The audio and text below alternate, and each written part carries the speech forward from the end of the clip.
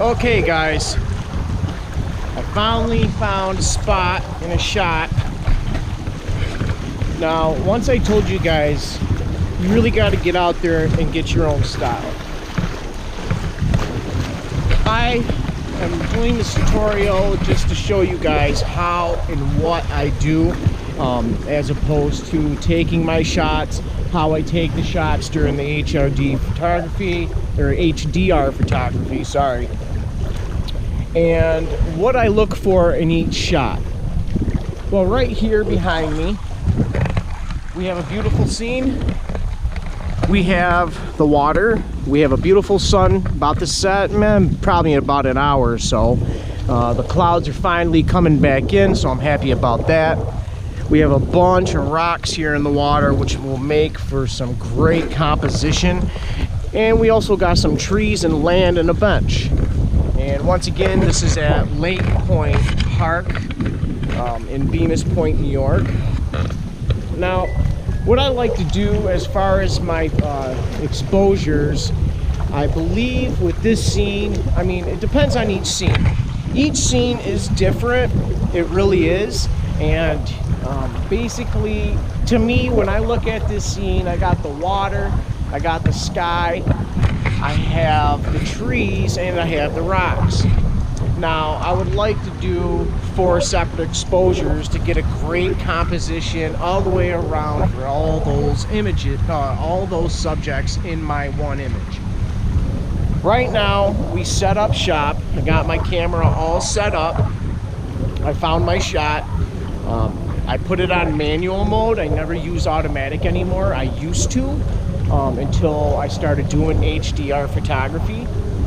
Another thing that helps out is if you do not want to wait for the sun to drop, I'd advise you to go out and get yourself at least a 5-stop ND filter, so this way you can do long exposures without blowing that sunset out.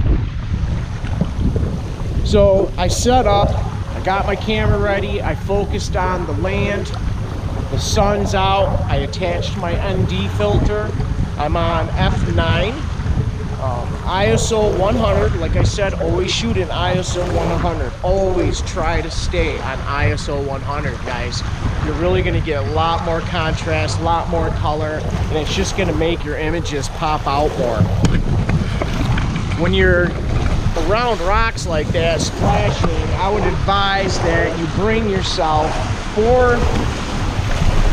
It's getting a little too wet over here, guys. We're gonna have to cover up the camera soon. All because a guy went by with a boat. Now he's splashing me. Good thing for my waterproof boots. Alright, so let me get my fiber cloth here and wash off the ND filter because of the waves. Alright, now that the sun is out right now, I'd like to capture all of the composition on the rocks right now.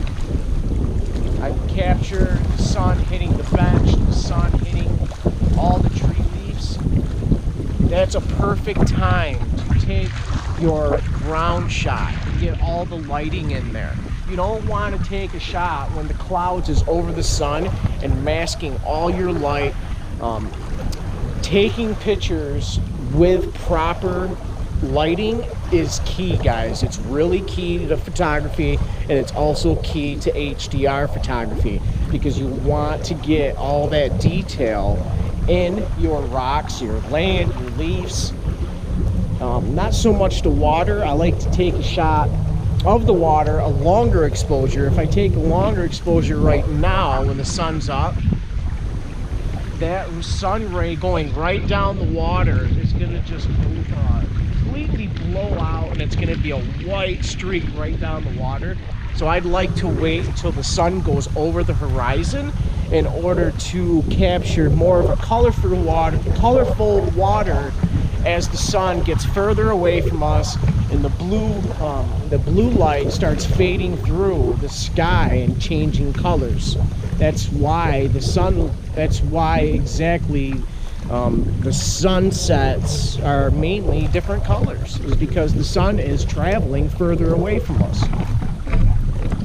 Now, this is a perfect time to take a long exposure for the rocks and for the ground. So right now, what I'm going to do, my watch is dead.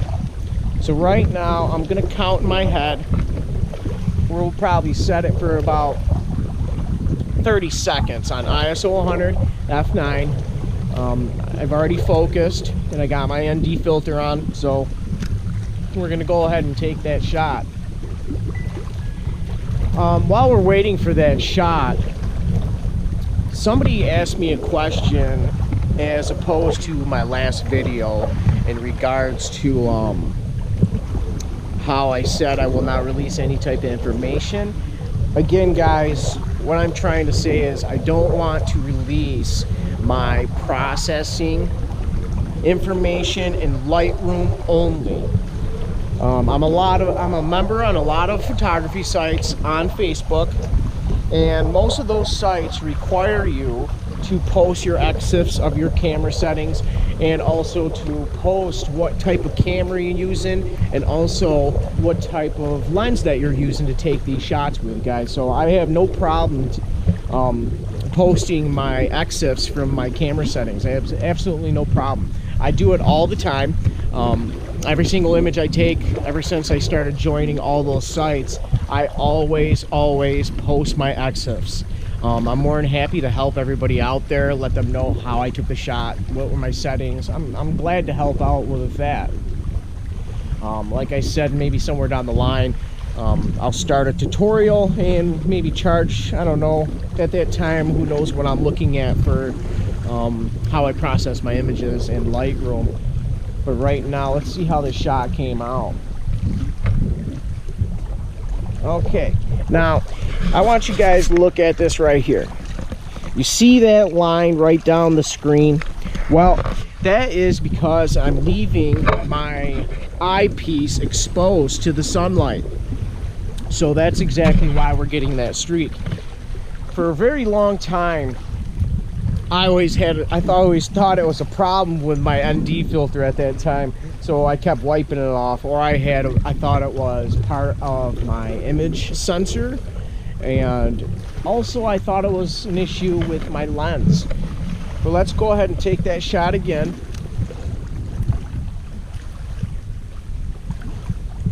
Trying to count in my head so this way I don't overexpose too much.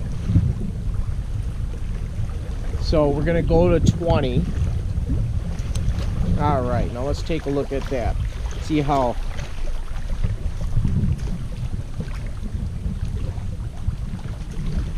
All right, that was just a little underexposed. So now we're gonna go with 30 seconds. I'm gonna use that for my base photo, and that's what I'm gonna work off of. Right now the rocks are just a little dark. They're not too dark, but we're gonna work right off of that photo, time it here on my watch, and then see if we can get a better exposure on the rocks.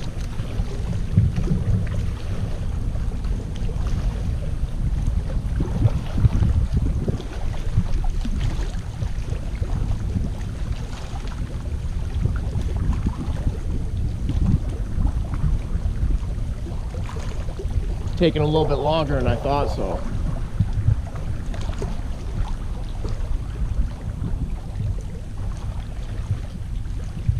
Go a little more over 30 seconds just to get a little more detail on those rocks.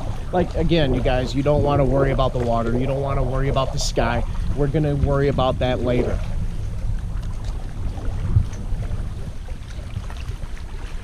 Now, can't see anything. Good thing I got my croquis on my glasses because I lost 2 pair of Oakleys in Lake, I think it was Lake Erie. 2 of the same sunglasses.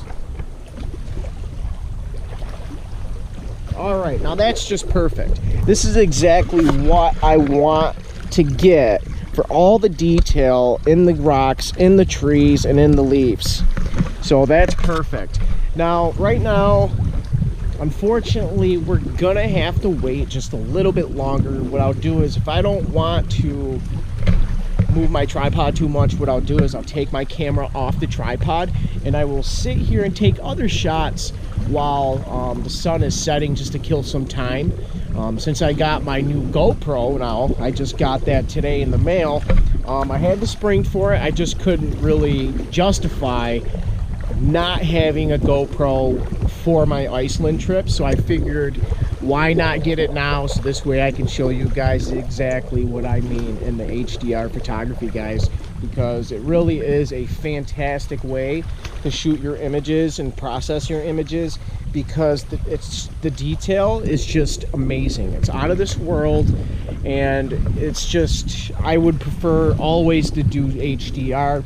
Unfortunately, you can't really do that almost in every shot. I mean, I suppose you can. I mean, you could do it with a close-up of a flower if you tried, but you're not really going to get that much out of it, because you're taking a picture of the same contrast and the same image, and you really can't expose for that differently. I mean, it's really going to be the best way to do a flower, like I said last time, guys, was focus stacking. Research focus stacking. It's an easy way to do your photography.